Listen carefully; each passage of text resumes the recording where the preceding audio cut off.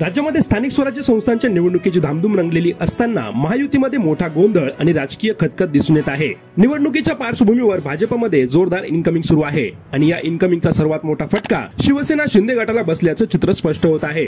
अशातच आता जळगावच्या जामनेर नगर परिषद निवडणुकीमध्ये मोठी घटना घडली आहे। शिवसेना शिंदे गटाच्या 2 महिला उमेदवारांनी या निवडणुकीमधून माघार घेऊन थेट भाजपमध्ये प्रवेश केला आहे। वार्ड क्रमांक 1 मधील मयुरी चव्हाण आणि वार्ड क्रमांक 13 मधील रेशंता सोनवणे यांनी शिंदेच्या शिवसेनेचे एबी फॉर्म भरले होते। मात्र ऐनवेळी माघार घेऊन शिंदे गटाच्या उमेदवारांनीच भाजपचा हात धरला आहे। यामुळे शिवसेनेमध्ये संताप आणि तीव्र नाराजीची लाट उसळली असून दुसऱ्या बाजूला भाजपचे मंत्री गिरीश महाजन यांच्या या खेळीमुळे भाजपचे 2ही उमेदवार बिनविरोध निवडून आले आहेत।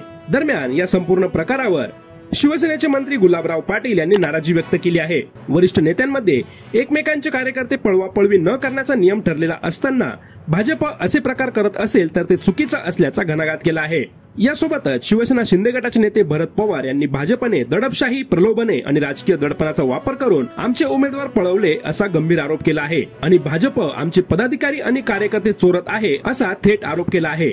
एकीकडे राज्यभर महायुतीमध्ये पळवापळवी आणि वाद सुरू असतानाच जामनेरची ही घटना भाजप आणि शिवसेना शिंदे गटातील तणाव अधिक वाढवणारी ठरत असून आगामी निवडणुकीवर याचा परिणाम होण्याची चिन्ह निर्माण झाली आहेत।